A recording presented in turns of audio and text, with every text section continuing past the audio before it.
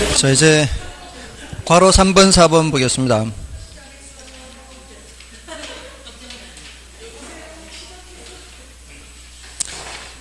수익률 하고요. 다음에 위험과 수익 관계죠. 자, 위험에 대해서 지금 다 살펴봤죠. 위험에 대해서 쭉 살펴봤고요. 다음에 이제 수익에 대해서인데, 수익은 뭐 많지가 않습니다. 수익은 이제 그 구별해야 되는 게 기대 수익률, 요구 수익률 요 두 가지예요.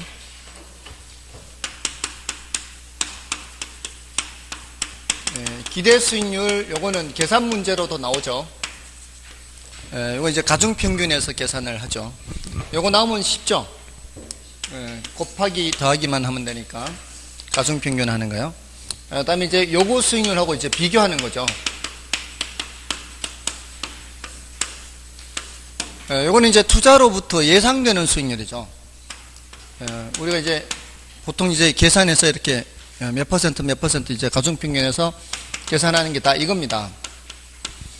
요거는 이제 투자로부터 계산되는 수익률이기 때문에 내부 수익률 이렇게 하죠.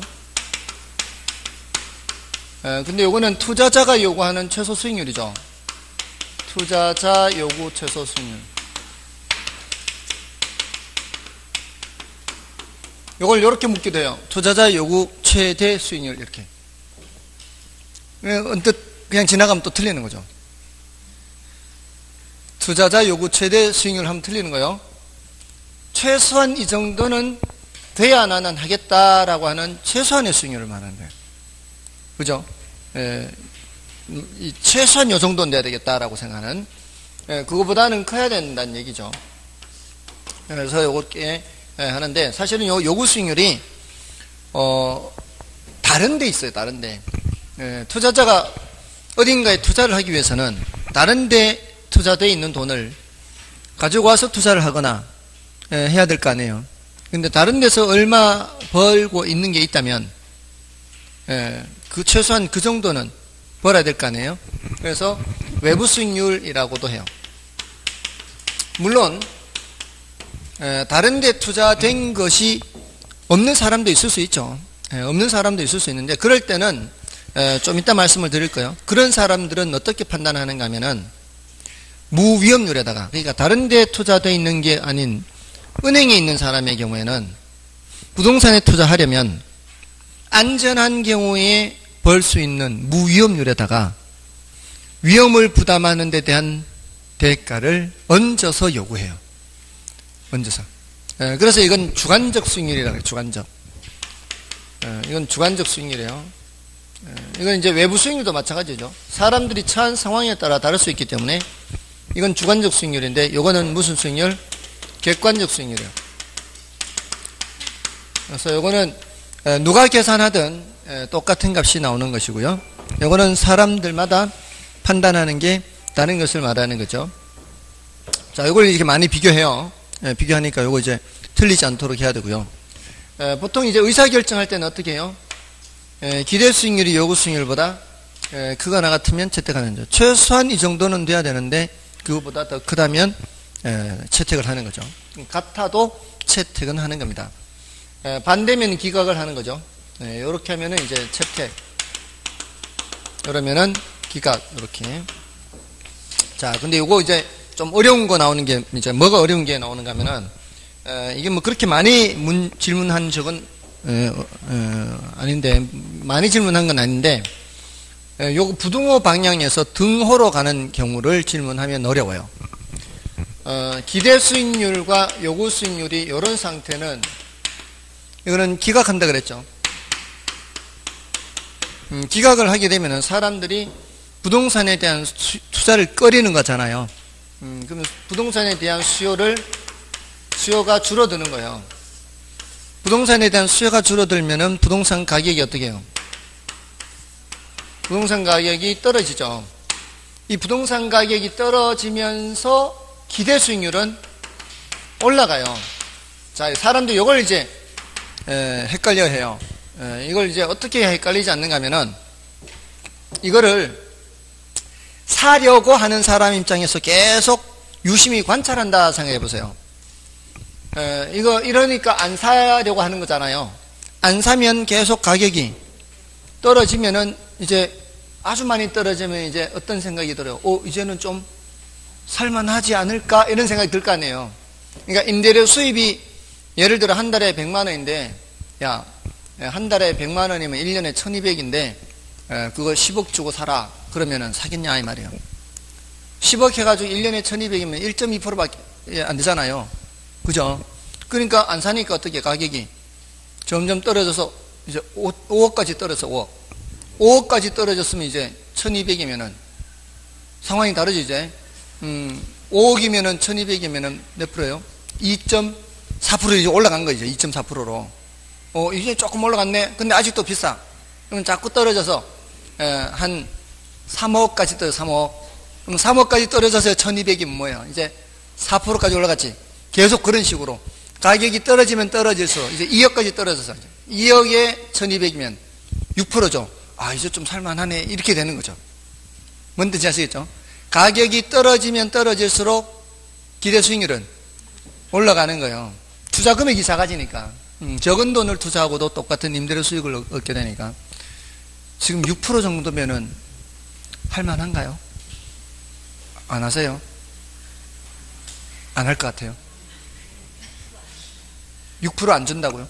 6% 안 되죠? 안 돼요, 요새. 그만큼 많이 수익률이 낮아요. 많이 수익률이 낮아졌습니다. 그죠? 아무튼, 예전에 10년 전만 해도요, 10% 가까이 되는 부동산 많았거든요. 10년 전만 해도. 근데 이제, 많이 다운이 된 거죠. 그만큼 이제 금리가 낮아지게 되니까 부동산 가격이 올라가게 된 거죠. 부동산 가격이 올라간다는 얘기는 투자 금액이 많아진다는 얘기예요. 투자 금액이 많아질수록 기대 수익률은 떨어지는 거죠. 이렇게 실무적으로 얘기할 때는 다 아는데 왜 공부할 때는 안 될까요? 가격이 올라갈수록 기대 수익률은 어떻게 해요?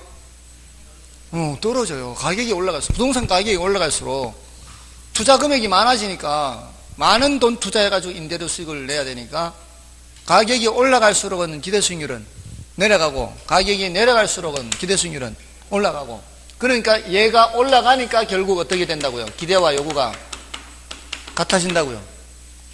분명히 지금은 됐단 말이에요. 근데 왜 시험 치면 안 되는 거예요?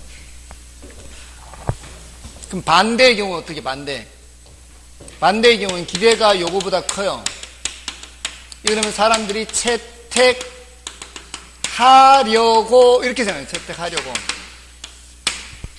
채택하려고 산 사람 입장에서 생각하지 말고 사려고 하는 사람 입장에서 생각하라고요. 그러면은 부동산에 대한 수요가 어떻게 증가하죠?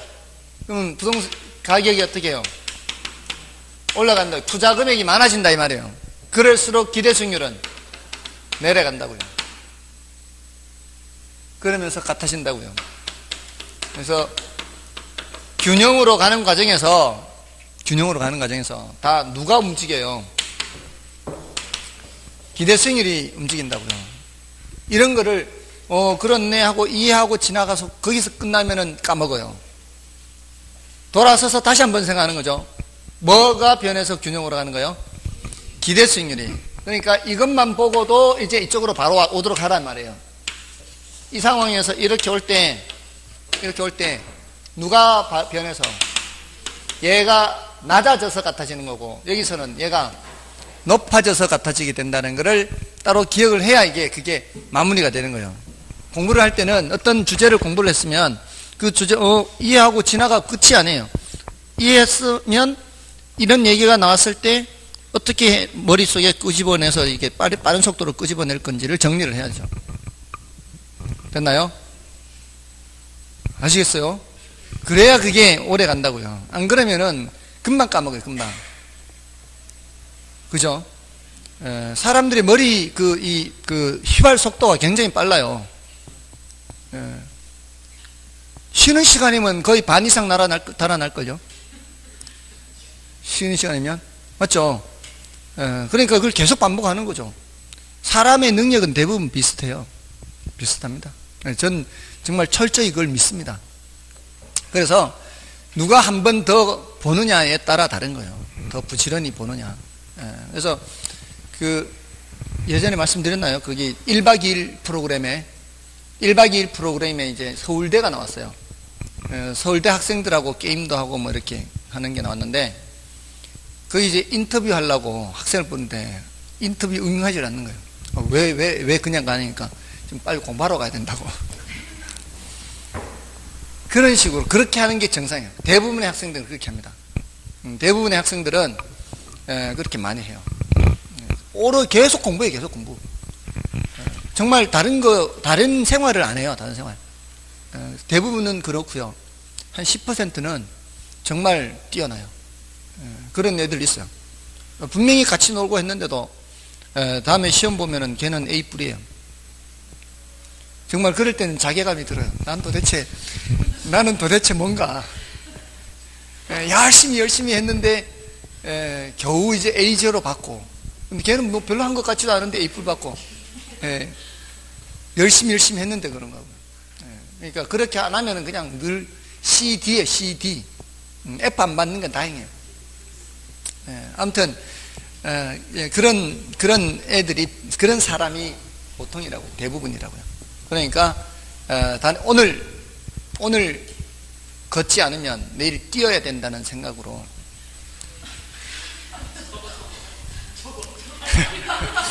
오늘 걷지 않으면 내일 뛰어야 돼요. 그런 생각으로 오늘 할 거 오늘 해야 돼요. 정말 예전에 공부할 때 그 심정으로 했어요. 오늘 할 거 안 하면 내일 따블로 해야 되잖아요. 그러니까 오늘 할 거 반드시 해야 되는 거죠. 그래서 예전에 어떻게 했냐면은 막상 공부를 딱 하려고 마음을 먹잖아요. 저는 중3 때부터 공부를 시작했어요. 중3 때부터 공부를 본격적으로 시작했는데, 그전에는 시험 때만 하는 거죠. 시험 때만. 그러니까 중간고사, 기말고사 이때만 하는데, 중3 때 처음으로 이제 시험 기간 아닌 때 공부를 한 거죠. 이렇게 학교에 남아서. 스스로 자율학습한 거죠. 스스로 학교에 남아서 이제 어두워질 때까지 하고 이제 집에 가서 저녁 먹고 이렇게 했는데, 그렇게 스스로 할 때 가장 막막했던 게 어떻게 해야 되는지를 모르는 거죠. 그리고 지금까지 안 한 거, 지금까지 못해서 밀려 있는 거, 여기에 대한 부담이 있는 거죠. 막상 하려고 보니까 너무 지금까지 한 게 없으니까. 이미 진도 나가는 거 있잖아요. 진도 나가는 거. 그러니까 굉장히 막막한 거죠. 이걸 어떻게 다 하지? 지나간 거. 그러니까 못하는 거예요. 그럼 지나간 거는 그냥 그걸로 끝나야 되는 거예요. 어제 한 끼 굶었다고 오늘 두 끼 먹는 거 아니잖아요. 그건 지나가는 거예요. 지나가는 거고, 그건 지나간 거고, 오늘부터라도 할 거 해야 되는 거죠. 그러니까 늘 이 생각이었어요. 이게 예를 들어 매일같이 벽돌을 나르는 일을 해야 되는데, 하루에 한 장씩 벽돌을 날라야 돼요. 근데 하루 이틀 안 하면은 그거를 다음 날은 2장, 석 장을 해야 되잖아요. 그러니까 얼마나 힘들겠어요. 그러니까 그게 쌓이지 않게 하려고 그날 그냥 꾸준히 한 거죠. 꾸준히. 그리고 꾸준히 하다가 조금 여유가 있을 때, 그때 지난 못한 거, 그거 살짝 이렇게 벌충을 하는 거죠. 지나간 건 그렇게 하는 수밖에 없어요. 그러니까 꾸준히 하시는 거죠. 꾸준히. 아무튼 그렇게 하다 보니까 나중 되니까 공부를 안 하면 이상하더라고. 하루라도 공부를 안 하면 이상하더라고. 이게 익숙해지니까. 뭔가, 그러니까 제가 고등학교 그 수능 시험 쳐놓고 할 게 없잖아, 할 게 없으니까 너무 허전한 거죠. 그래서 그 실력 정석 책을 꺼내서 그 수능 시험 본 일요일 날 간 거죠, 도서관에. 그 전에 실력 정석 한 번도, 지난번 말씀드렸나요? 실력 정석 한 번도 안 봤지만 할 게 없으니까 그 실력 정석 책을 꺼내서 도서관에 가서 그날 난제를 다 풀었더니 다 풀리더라고요. 아무튼 그러니까 꾸준히 하시는 게 중요해요. 그러니까 시간을 어떤 형태로든 확보를 해야 돼요. 시간을. 그래서 처음에는 이제 어제 1시간도 안 했던 사람이 오늘 2시간 할 수 있겠습니까? 그죠? 그래서 지금까지 여러분들이 그 생활해왔는 그 학습 시간을 비춰봐서 지금까지 내가 최대 3시간 했다. 그러면은 처음부터 욕심 부리지 말고 그냥 1시간만 하세요. 1시간. 꾸준히 1시간만. 그런 식으로 습관 들이는 게 중요하니까. 그러니까 몰아서 6시간 하는 것보다는 매일 1시간 하는 게 훨씬 더 중요합니다. 그래서 꾸준히 하시다 보면은 이제 탄력이 붙어요. 탄력이 붙으면은 조금 시간을 늘릴 수가 있고요. 또 1시간을 공부해도 이제 조금 더 많은 양을 할 수가 있는 거죠. 제가 예전에 애들 가르칠 때 이런 말을 많이 했어요. 이게 처음에는 1시간을 해도 많이 못 보지만, 뭐 5페이지, 10페이지밖에 못 보지만 자꾸 능력이 길러진다. 능력이 길러지면 이제 어린 애가 자랄 때 밥을 자꾸 먹으면은 덩치가 커지면서 무거운 걸 점점 들 수 있잖아요. 더 많은 양을 일을 할 수 있잖아요. 그런 것처럼 능력이 생기니까 공부를 하다 보면은 능력이 생긴다. 그러면은 같은 시간을 해도 더 많은 양을 할 수가 있다. 그래서 제가 예전에 전교 1등 하는 애들은 특별한 애들인 줄 알았어요. 쟤네들은 분명히 내가 보지 않는 다른 먼 좋은 책을 보고 있을 거야. 나는 책을 사서 보는 게 없고 이제 그냥 학교 교과서 위주로만 보니까 다른 책 보는 게 없으니까 다른 애들은 막 참고서도 사서 보고 하더라고요. 근데 뭐 그럴 형편이 안 되니까 그냥 책 한 권 딸랑 종합수련장 뭐 이런 것만 한 권 있으니까 다른 애들은 무슨 좋은 책이 있어서 거기서 문제가 다 나올 거야. 이런 생각을 한 거죠. 아니면은 쟤네들은 시험 치기 전에 혹시 시험지를 빼돌리는 거 아닌가? 이렇게 이런 생각도 했는데 근데 중3이 돼서는 이제 그런 비합리적인 생각을 안 하죠. 다 똑같을 것이다.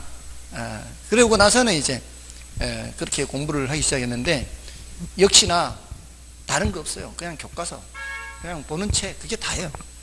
그냥 꾸준히 하는 거죠. 꾸준히. 그러니까 첩경이 없다 그랬죠. 왕도가 없다 그랬죠. 공부에는 왕도 없어요. 그냥 열심히 하는 거예요. 꾸준히. 그러면은 실력이 향상되고 나중 되면은 전교 1등 하는 애나 반에서 1등 하는 애나 반에서 중간 하는 애나 공부하는 시간은 비슷해요.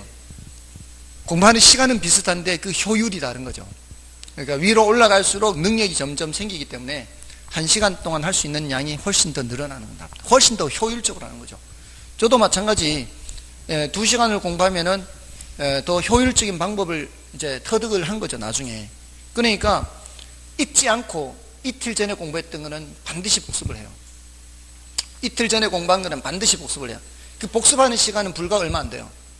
복습하는 시간은 이틀 전에 2시간을 했으면 한 30분만 복습을 하면은 이틀 전에 했는 걸 다 볼 수 있어요. 2시간 동안 했는 걸 다 볼 수 있어요.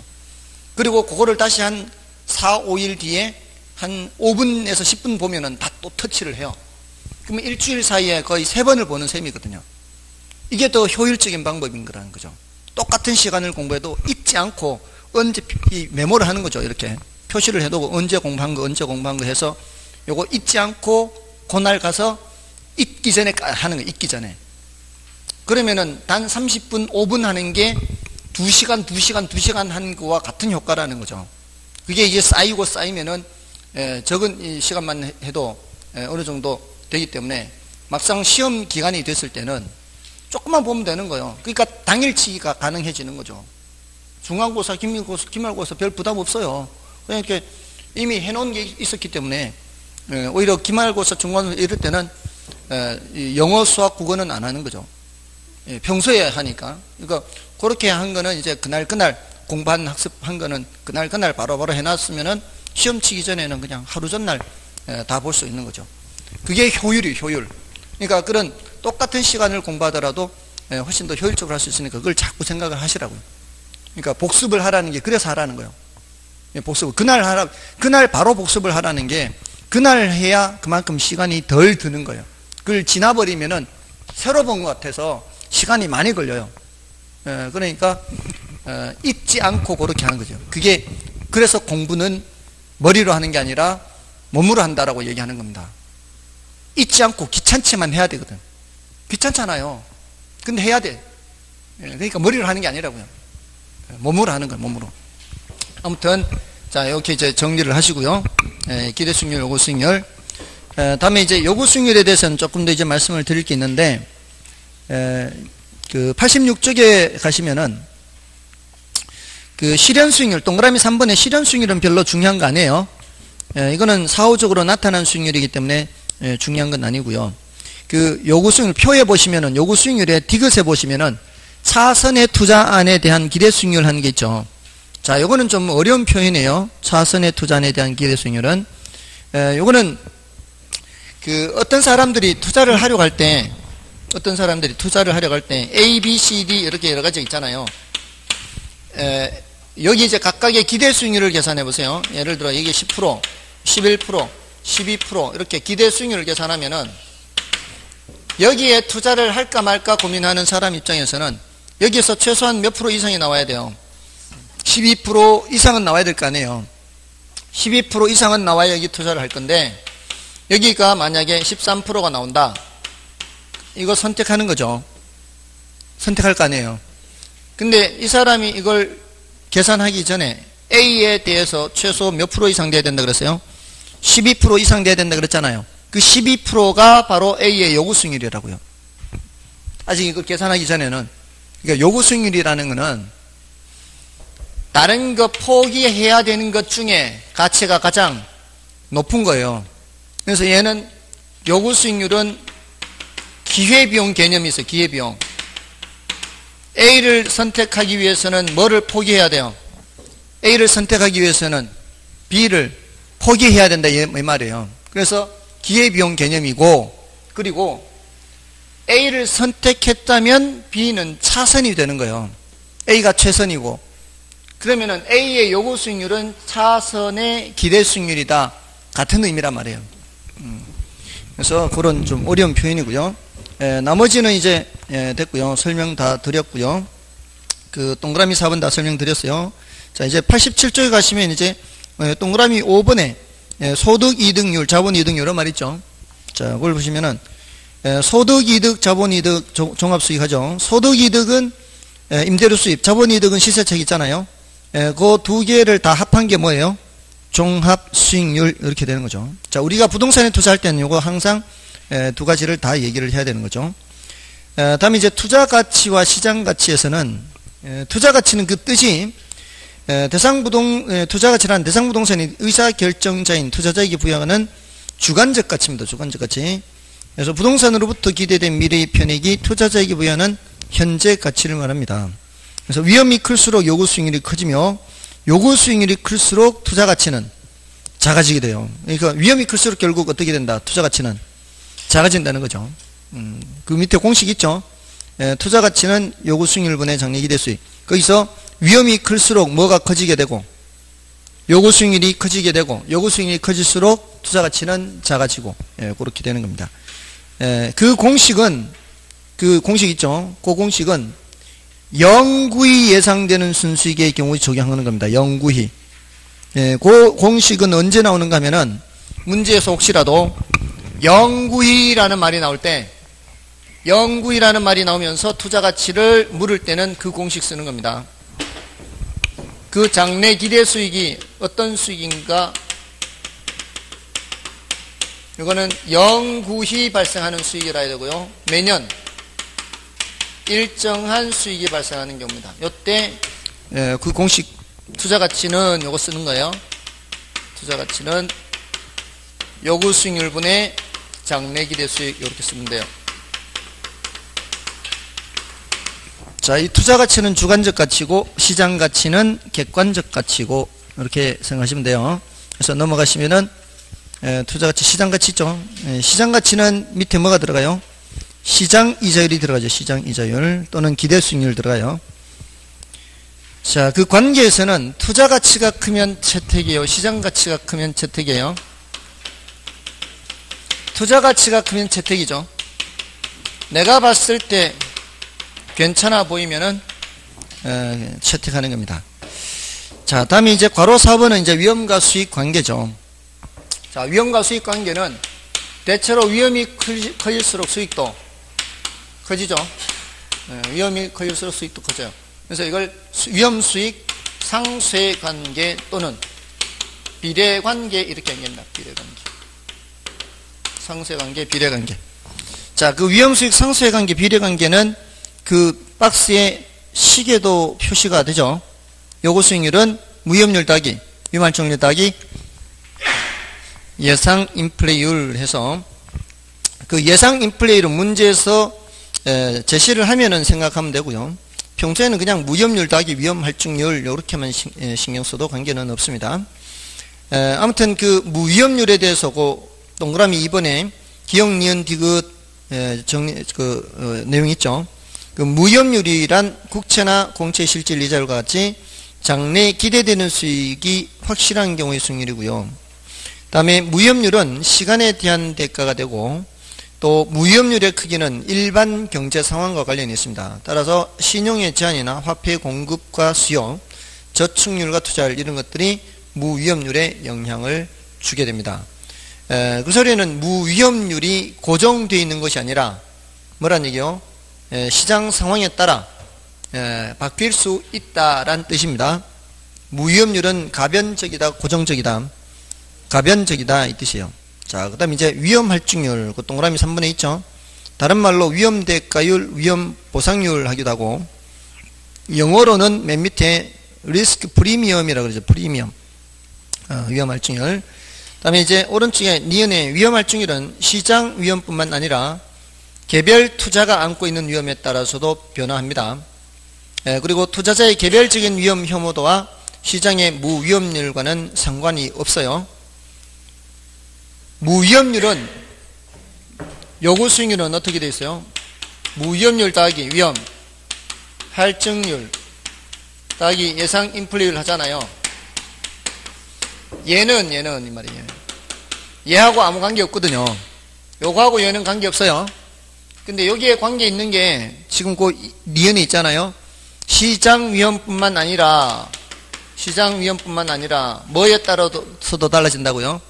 개별 투자에 따라서도 달라지고, 그리고 뭐에 따라서도 달라지고, 디귿에 위험에 대한 태도에 따라서도 달라지고, 이렇게 세 가지에 의해서 달라진다고요. 위험 할증률은 시장 위험에 따라서도 달라지고, 개별 투자에 따라서도 달라지고, 위험에 대한 태도에 따라서도 달라지고. 그러니까 얘네들은 뭐하고 관계없다? 무위험률과는 관계없다 이 말이에요. 다음에 이제 피셔 효과는 이제 여러분이 봐주시고요. 됐습니다. 그 박스는 정리되어 있는 거고. 자, 이렇게 하면 이제 다 된 거죠. 위험 수익 끝났어요. 그 다음에 이제 포트폴리오하고 화폐 시간 가치, 오늘 여기까지만 하면 되겠네요. 포트폴리오는 이제 분산 투자죠. 자, 이제 정리만 하면 되는 거예요. 지금까지 계속 포트폴리오 이론은 계속 말씀드렸죠. 계속 설명을 드렸던 부분이고요.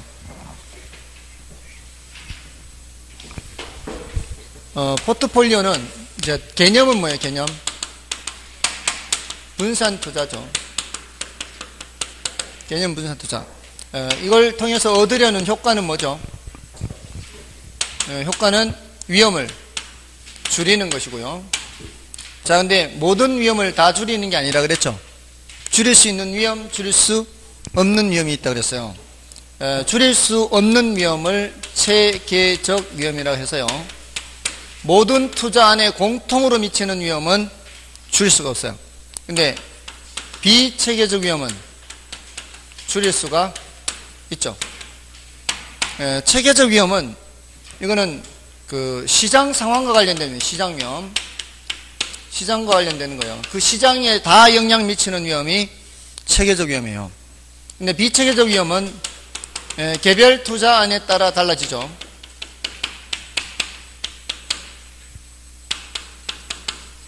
개별 투자안에 따라 달라지는 게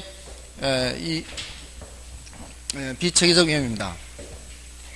체계적 위험의 경우에는 모든 투자안에 공통으로 다 영향을 미치기 때문에 분산 투자해봤자 의미가 없죠. 근데 비체계적 위험은 모든 투자안에 영향을 미치는 게 아니기 때문에 분산 투자를 통해서 위험을 줄일 수가 있다는 거죠. 자, 근데 이걸 줄이더라도 가능한 한 많이 줄이는 게 좋죠. 가능한 한 많이 줄이는 게 좋은데, 많이 줄이는 방법은, 일단 이제 다양하게 구성하는 방법이 있고요. 다양하게. 자, 둘만 놓고 봤을 때는 수익률의 변동이 어떻게 되게? 수익률 변동이 반대가 되게. 이렇게 하는 게 효과가 높다 그랬죠. 자, 수익률이 반대로 바뀌는 거는, 반대로 이제 변하도록 섞는 거는 상관계수와 관계있다 그랬어요. 이 상관계수는 두 변수 간의 상관관계를 나타내는 거예요. 이거는 이제 마이너스 1에서부터 1까지 값을 갖죠. 이게 이제 마이너스 1이 왼쪽 끝, 플러스 1이 오른쪽 끝인데, 이거를 그래프로 나타내면은 1인 경우에는 어떻게 나타나는가 하면은, 1인 경우에는 모든 경우의 점들이 다 같은 직선 위에 있어요. 완벽하게 일정한 패턴에 따라 움직여요. 위험이 커질 때 수익도 커지고 이렇게 이런 식으로 완벽하게 똑같은, 이제 A가 커질 때 B도 커지고 A가 작아질 때 B도 작아지고, 마이너스 1인 경우는 이런 경우로 완벽하게 모든 점들이 직선 위에 있는 경우가 1과 마이너스 1인 경우예요.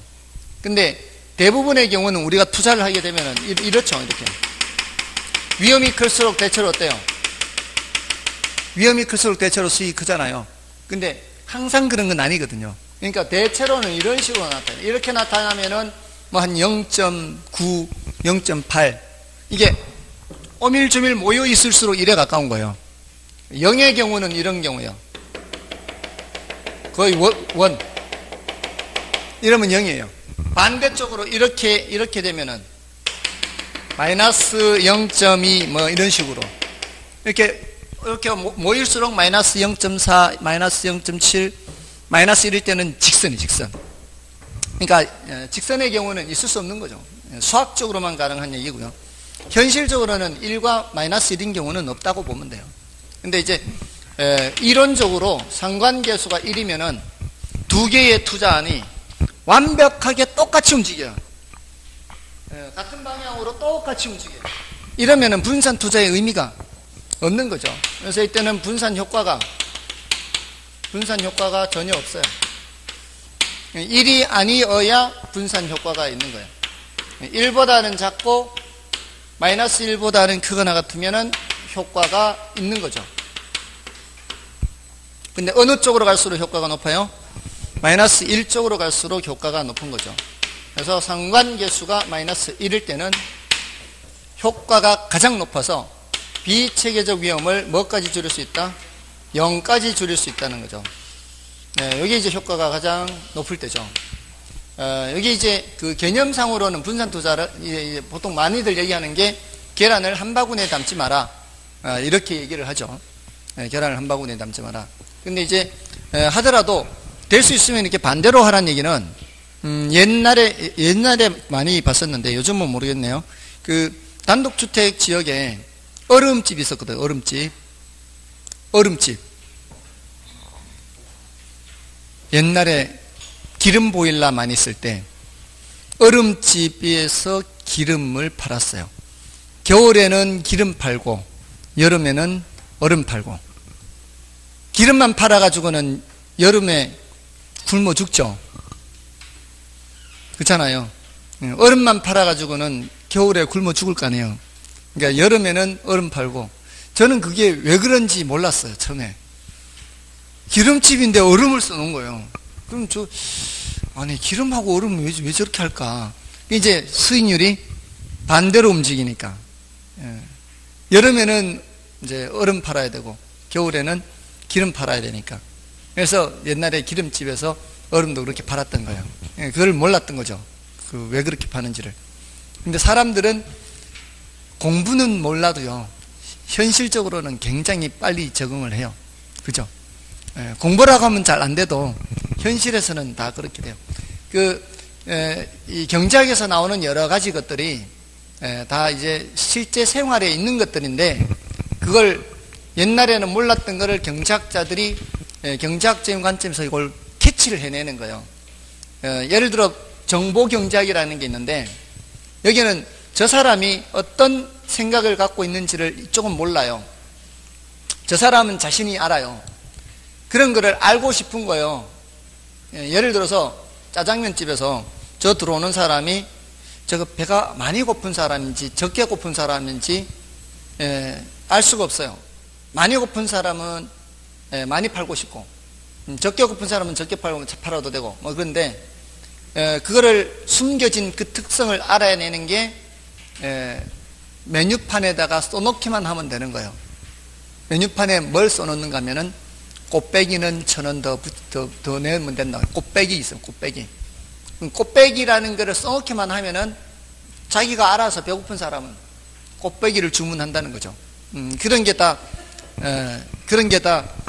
경제학자들이 이렇게 캐치한 건데, 사실 일반인들은 뭐 별 관심이 없는 거죠. 관심이 없는 건데 경제학자들은 그런 걸 또 보고서 이제 원리를 캐치해내는 거죠. 자, 아무튼 자, 상관계수가 마이너스 1일 때는 비체격 위험을 0까지 줄일 수가 있죠. 자, 여기가 이제 지금까지 요걸 많이 물어왔다면, 최근의 흐름은 이제 최적 포트폴리오와 관련된 내용들을 이제 점점 많이 묻기 시작합니다. 최적 포트폴리오는 효율적 전선과 무차별 곡선이 접하는 점이죠. 접하는 점. 효율적 전선과 무차별 곡선이 접하는 점. 그래서 여기서는 효율적 전선이 뭔지에 대해서 알아야 되고요. 무차별 곡선이 뭔지에 대해서 알아야 되죠. 효율적 전선은 주어진 위험하에서 수익률이 가장 높은 점을 연결한 선이죠. 주어진 위험하에서 수익률이 가장 높은 점을 다른 말로 효율적 포트폴리오라 그래요. 자, 그럼 어떻게 표현할 수 있는가 하면은 주어진 위험하에서 수익이 제일 높은 거고, 효율적 포트폴리오를 연결한 선, 이게 효율적 전선이에요. 또는 여기가 지금 수익이잖아요. 이쪽이 위험이고, 동일한 수익률 하에서는 위험이 가장 작은 포트폴리오예요. 동일한 수익률 하에서는 위험이 가장 작은 포트폴리오입니다. 자, 요걸 연결한 선이 바로 효율적 전선. 이런 점들이 효율적 포트폴리오고, 효율적 포트폴리오를 연결한 선이 효율적 전선이다. 그 다음에 무차별 곡선이죠. 무차별 곡선은 만족도가 똑같은 점을 연결한 선이죠. 이 점과 이 점들이 만족도가 다 똑같은 점인데, 자, 가면 갈수록 이렇게 점점 가팔라져서 아래로 볼록한 형태가 되는 것은 똑같은 위험이 증가하더라도 수익률을 요구하는 게 점점 더 많아진다는 얘기죠. 자, 이거는 위험에 대한 태도가 어떻다는 얘기예요. 위험 회피형이기 때문에 그래요. 똑같은 만족도인데 위험이 똑같이 커지더라도 수익을 많이 얹어줘야 똑같은 만족도가 유지된다는 뜻이죠. 그래서 이 아래로 볼록의 의미가 뭐다? 아래로 볼록. 무차별 곡선이 아래로 볼록의 의미는 위험에 대한 태도가 위험 회피형이다, 이 뜻이에요. 이거 아직 안 나왔어요. 다른 건 다 나왔는데, 위험 회피형은 아래로 볼록 이렇게 되는 거예요. 이제 이거는 나왔어요. 이건 출제됐어요. 무차별 곡선이 더 가파른 사람과 더 완만한 사람, 누가 더 위험을 싫어하는 사람? 이 무차별 곡선이 더 가파른 사람. 왜냐하면 이게 위험과 수익 간의 관계에서 여기에서 접하는 것보다는 여기에서 접하는 사람이 위험을 더 싫어하는 사람이죠. 위험이 작으면서 수익도 작은 걸 더 좋아하는 사람이고, 여기에서 접하는 사람은 위험이 커지면서 수익도 더 큰 걸 좋아하는 사람이죠. 그래서 이 사람이 더 공격적 투자자, 이 사람이 보수적 투자자, 이렇게 얘기를 합니다. 둘 다 아래로 볼록이죠. 둘 다 아래로 볼록이라는 것은 둘 다 위험 회피형이다, 이렇게 얘기를 할 수가 있다는 거죠. 자, 그게 이제 포트폴리오 이런 정리예요. 자, 그 앞에 91쪽에 평균 분산 결정법도 있으니까 그걸 좀 체크해 보겠습니다. 91쪽 이제 평균 분산 결정법에서는 평균 분산 지배 원리라고도 하고요. 그거는 박스 안에 뭐라고 되어 있어요? 투자 대안의 위험이 같으면 기대 수익이 가장 높은 대안을, 투자 대안의 기대 수익이 같으면 위험이 가장 낮은 대안을 선택하는 의사결정 방법이 평균 분산 결정법입니다. 다른 표현으로 평균 분산 지배 원리라고도 해요. 지배 원리. 누가 누구를 지배한다는 거예요? 더 잘난 놈이 더 못한 놈을 지배한다는 얘기죠. 똑같은 수익일 때는 위험이 작은 놈이 지배, 똑같은 위험일 때는 수익이 큰 놈이 지배한다. 이런 얘기죠. 자, 그래서 넘어가시면은 그 평균분산 결정법의 내용에서 괄호 2번의 내용이 있죠. 그래서 A, B, C 이렇게 표가 있는데 A와 B 수익은 똑같죠. 표에 수익은 10%로 똑같은데 위험이 2.8% 더 적을 때는 A가 B를 지배하는 거고요. B와 C는 위험이 똑같고 수익이 다르죠. 이럴 때는 수익이 더 큰 C가 B를 지배한다 이렇게 하는데 A와 C 사이에서는 누가 누구를 지배한다라고 얘기할 수가 없어요. 이걸 평균분산 오류라고 하죠. 그러니까 A와 C 사이에서는 평균분산 오류가 나타날 때 그때 그 표의 제일 오른쪽에 변이계수를 통해서 해결할 수가 있죠. 그래서 A의 변이계수는 0.28, C의 변이계수는 0.25죠. 자, 이거는 평균분의 표준편차에서 수익률 1%당 위험입니다. 그러니까 A는 수익률 1%당 위험이 0.28이고 C는 수익률 1%당 위험이 0.25. 누가 더 적어요? C가 더 적죠. 수익률 1%당 위험이 더 적은 C가 더 선호된다. 이거는 뭐를 통해서 해결했다? 변이계수를 통해서 해결했다는 거죠. 자, 이렇게 변이계수를 통해서 해결하거나 포트폴리오를 통해서 해결할 수가 있다라는 겁니다. 자, 다음에 이제 넘어가시면 이제 포트폴리오에서는 그 93쪽에 전통적 자산 3분법도 있죠. 전통적 자산 3분법은 부동산, 예금, 주식에 각각 적당히 분산 투자하라는 거거든요. 근데 각각 단점이 있기 때문이죠. 부동산은 황금성, 예금은 수익성, 주식은 안전성 측면에서 이 단점들이 있기 때문에 적당히 세수로 나누라는 얘기예요. 자, 그런데 그 바로 위에 동그라미 2번을 보시면 전통적 자산 3분법도 포트폴리오의 한 가지 구성 방법의 하나지만 그것이 최적의 포트폴리오를 말하는 것은 아니라는 거죠. 우리 포트폴리오 이론에서는 뭐를 찾으려고 하는 거예요? 최적의 자산 배합 비율을 찾는 거예요. 예, 최적의 자산 배합 비율로 오면은 여기는 부동산의 몇 프로, 주식의 몇 프로, 예금의 몇 프로, 이것까지 제시하는 이론이 바로 우리 포트폴리오 이론이죠. 그러니까 훨씬 더 발전된 이론이 포트폴리오 이론입니다. 그래서 포트폴리오에서는 이제 포트폴리오 위험에서 체계적 위험, 비체계적 위험, 줄일 수 있다, 줄일 수 없다. 이거 반드시 구별해야 됩니다. 지금까지 여기서 제일 많이 물었고요. 다음에 이제 포트폴리오 수익률 계산은, 자, 이거는 이제 기대 수익률 계산하는 거잖아요. 기대 수익률을 이제 여러 번 가중평균 하는 거니까 이것도 어려운 계산은 아니다. 이렇게 볼 수 있습니다. 다음에 이제 나머지는 여러분이 확인하시고요. 다음에 95쪽에서는 포트폴리오 관리, 포트폴리오 효과, 상관계수, 최적 포트폴리오 있죠. 자, 이게 포트폴리오 관리 뜻은 알아두십시오. 포트폴리오 관리란 불필요한 위험을 제거하여 최선의 결과를 얻을 수 있는 포트폴리오를 선택하는 것을 포트폴리오 관리 이렇게 얘기합니다. 최선의 결과를 얻을 수 있는 포트폴리오가 뭐겠어요? 바로 최적 포트폴리오죠. 최적 포트폴리오. 다음에 이제 포트폴리오 효과해서 이거는 위험을 줄이는 거. 위험을 줄이더라도 어떤 위험을 줄인다? 비체계적 위험을 줄이는 거. 이렇게. 그래서 가능한 한 많이 줄이는 방법에서 밑에 표는 구성 자산수가 많을수록 위험이 작아지는 걸 나타내는 거고요. 그 밑에 괄호 3번에 상관계수 있죠. 상관계수는 마이너스 1에서부터 1까지 값을 갖는데 1일 때 효과 있다 없다? 1일 때 효과 없다. 마이너스 1일 때는 효과가 가장 높아서 비체계적 위험을 뭐까지 줄일 수 있다? 0까지 줄일 수 있다. 조심해야 되는 것은 상관계수가 0일 때입니다. 상관계수가 0일 때 효과가 있어요 없어요? 상관계수가 0일 때 효과가 있습니다. 근데 언뜻 0이라는 숫자 때문에 착각할 때 있어요. 굉장히 조심해야 되죠. 상관계수가 0일 때 효과가 있다 없다? 있다. 굉장히 높습니다. 효과가 실제로. 다음에 이제 넘어가시면 가로 4번에 최적 포트폴리오 해서 효율적 전선 정리 또 무차별 곡선 정리 이렇게 하면 돼요. 자, 근데 그 무차별 곡선에서는 그 미음과 비읍은 좀 난이도가 높아요. 미음과 비읍은 난이도가 높아서 기억, 니은, 디귿, 리을 봐서 이제 그 개념을 이해를 하시면 돼요. 미음과 비읍은 난이도가 높습니다. 그 동일한 투자자의 무차별 곡선은 서로 교차하지 않고요. 무차별 곡선이 교차한다는 것은 서로 다른 사람이란 뜻이고요. 무차별 곡선은 우하향하는 부분 없이 우상향의 모양을 갖습니다.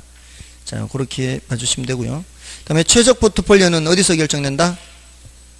최적 포트폴리오는 효율적 전선과 무차별 곡선이 접하는 점, 접점이죠, 접점.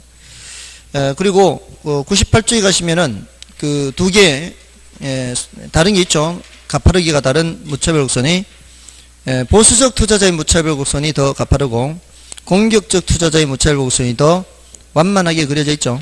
자, 그거 이제 구별하시면 되고요. 다음에 이제 화폐 시간 가치 및 현금 수지 측정. 요거는 그 화폐 시간 가치까지만 좀 정리를 해보겠습니다. 현금 수지 측정은 다음 하고요. 이거는 이제 6개 저것만 하면 되니까 6개 개수를 언제 어떤 걸 사용하는지만 알면 되니까 이거 뭐 시간이 많이 안 걸리니까요. 자, 이 화폐 시간 가치는 6개 개수죠. 6개 개수를 언제 어떤 걸 사용하는지 그거를 이제 구별을 해야 되죠.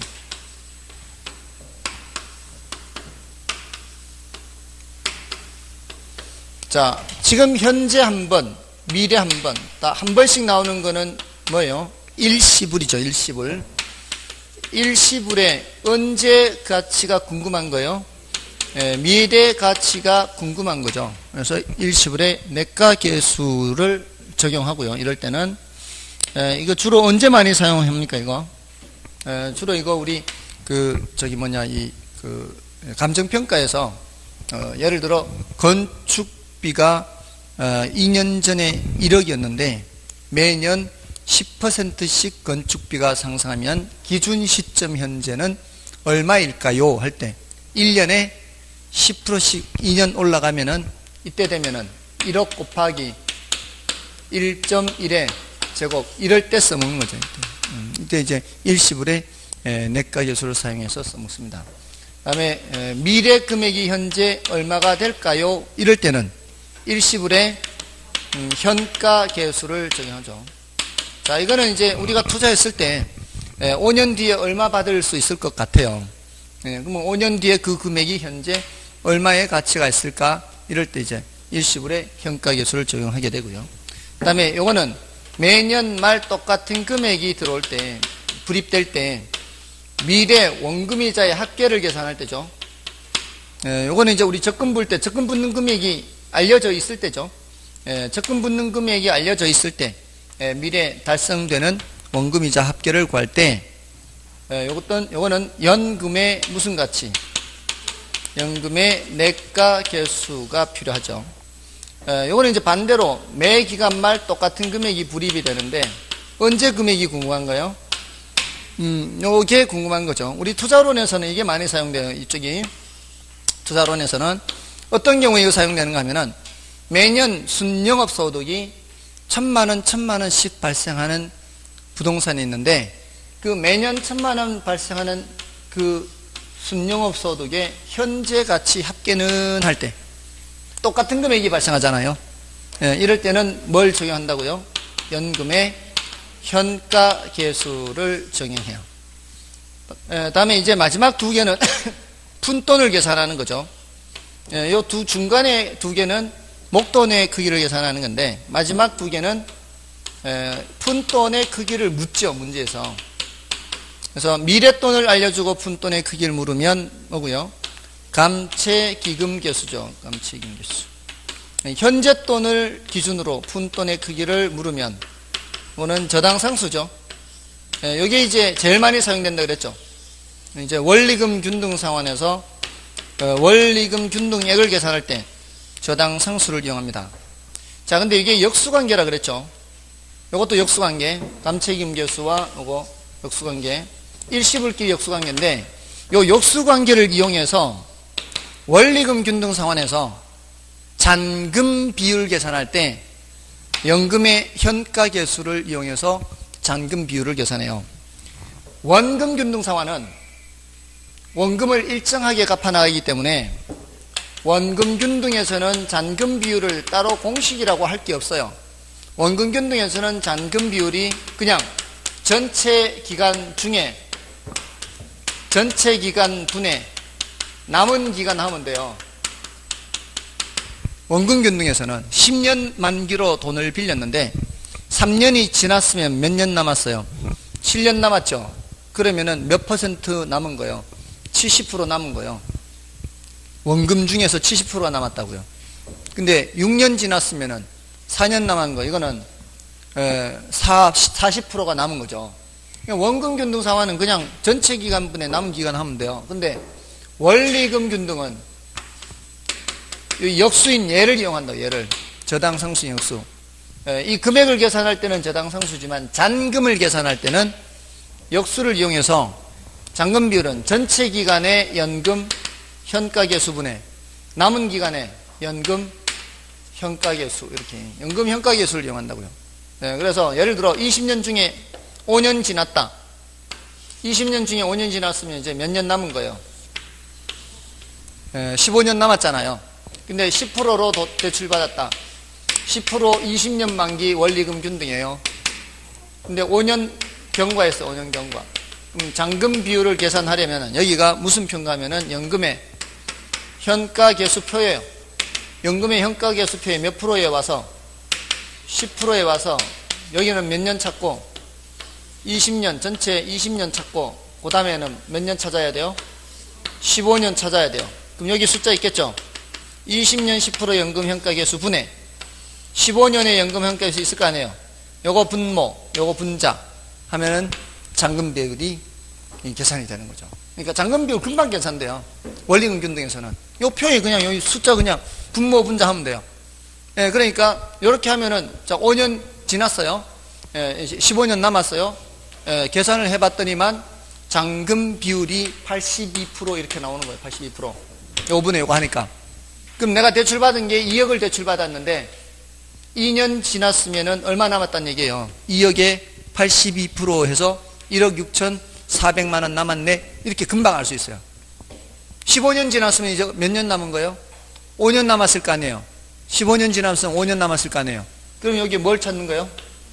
5년의 연금현가에서 요거 분에 요거 이렇게 하면 되는 거죠. 그래서 계산했더니 43% 나와요.